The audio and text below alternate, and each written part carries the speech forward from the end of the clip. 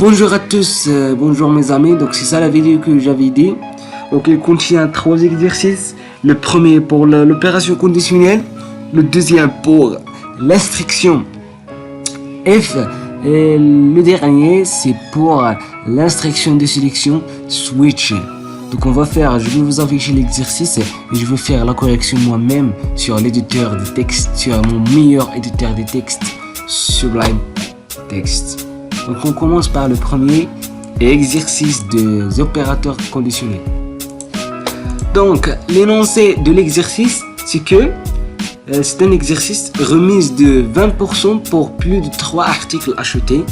Donc il y a une société X applique une remise de 20% si le nombre d'articles achetés est strictement supérieur à 3. Donc c'est compréhensible.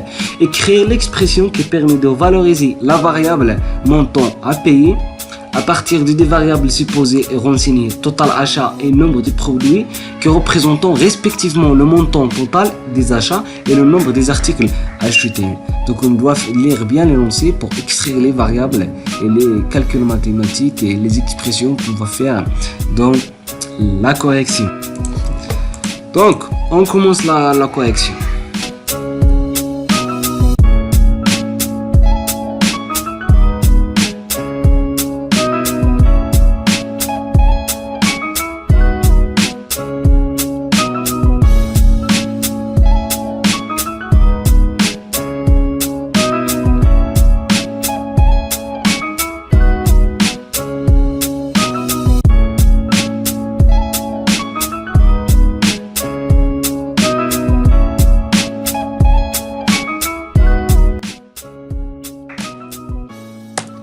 Donc j'ai fait maintenant les premiers, le début de notre programme. Donc n'oubliez pas l'inclusion de la bibliothèque. Donc les 3 variables citées dans l'énoncé, ce sont le nombre des produits, le montant à payer et le total des achats. Donc bien sûr, l'utilisateur de ce programme, il doit insérer ou bien il doit saisir le total des achats et le nombre des produits. Donc maintenant, arrêtez la vidéo, essayez d'écrire l'expression conditionnelle.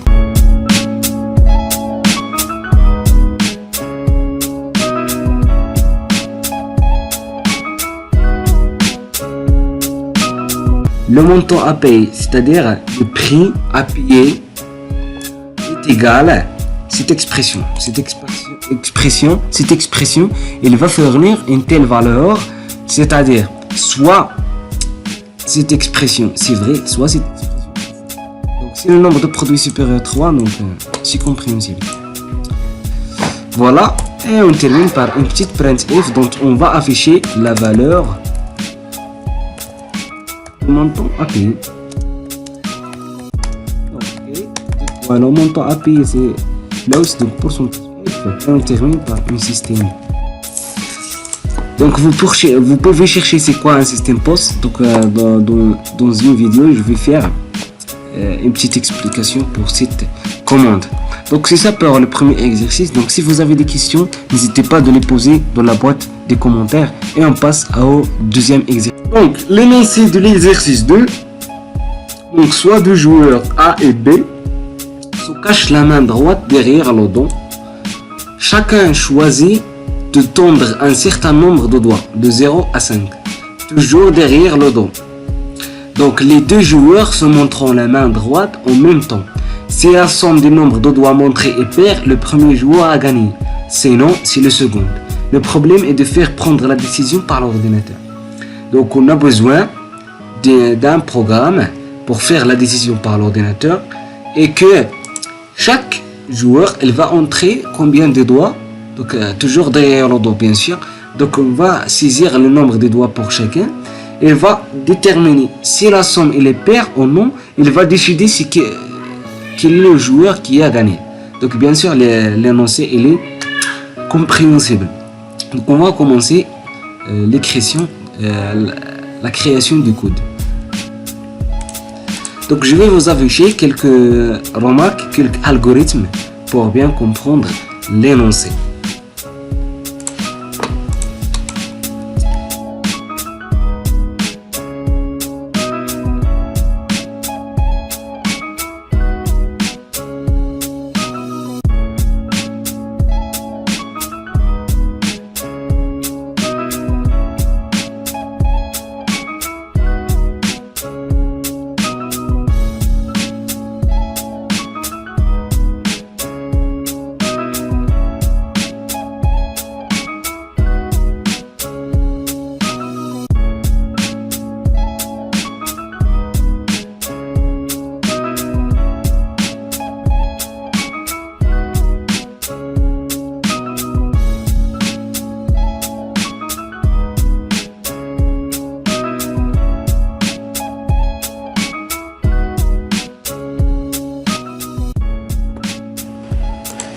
Donc, dans cet exercice de l'instruction switch de sélection, donc on va discuter un petit peu. Donc on va lire l'énoncé, après on va discuter lors de la création du code.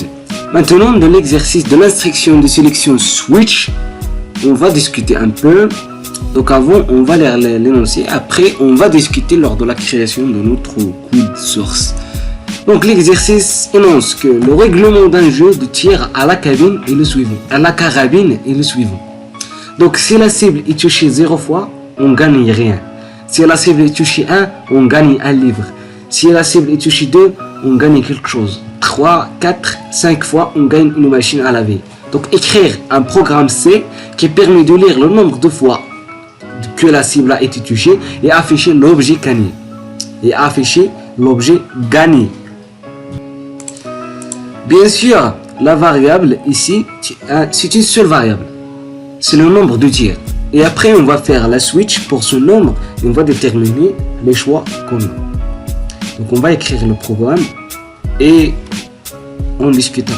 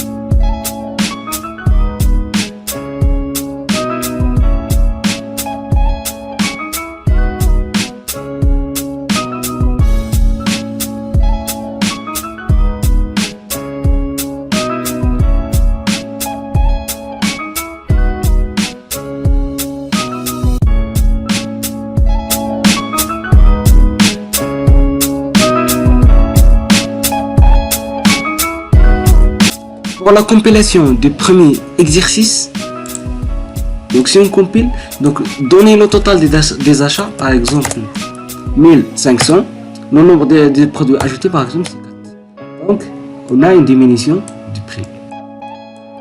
Donc si on fait 3 ou 2 et 1, donc on n'a pas une diminution par exemple. Si on fait comme ça, on fait des produits, donc ça reste la même chose.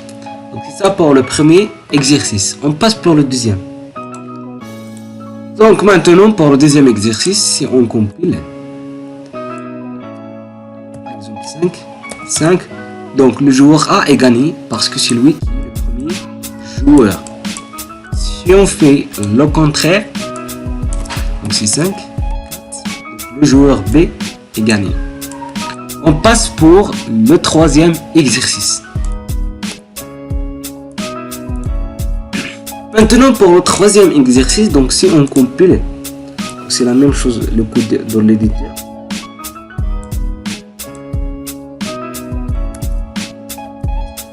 Donc si on fait le deuxième choix par exemple, donc vous avez gagné une cafetière.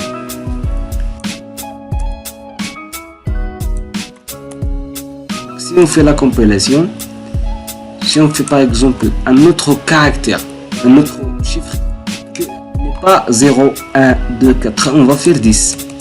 Donc default, c'est-à-dire n'importe quelle valeur que ces 5 là.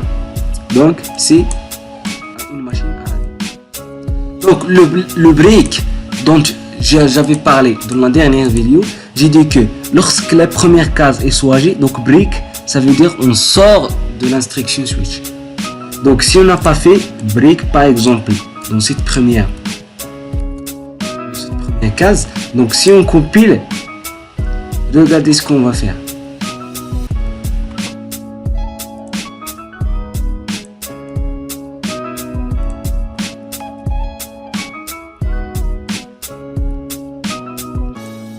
Donc si on compile, regardez ce qu'on va faire. On va faire 0. Donc, comme vous voyez, il a passé vers l'autre occasion. Donc, il n'a pas sorti. Donc, vous n'avez rien gagné. Il a dit, vous avez un gagné à l'œuvre parce que c'est une print if. Donc, il a passé direct. Donc, c'est ça le problème. Donc, on doit faire toujours break pour dire switch de s'arrêter lorsqu'un choix est choisi. Donc, c'est ça ce qui concerne ces 3 exercices sur les structures conditionnelles. Donc, j'espère que vous aimez la vidéo et on se rencontre dans une autre vidéo, Inch'Allah. Donc, n'oubliez pas de s'abonner sur notre chaîne et partager la vidéo et merci.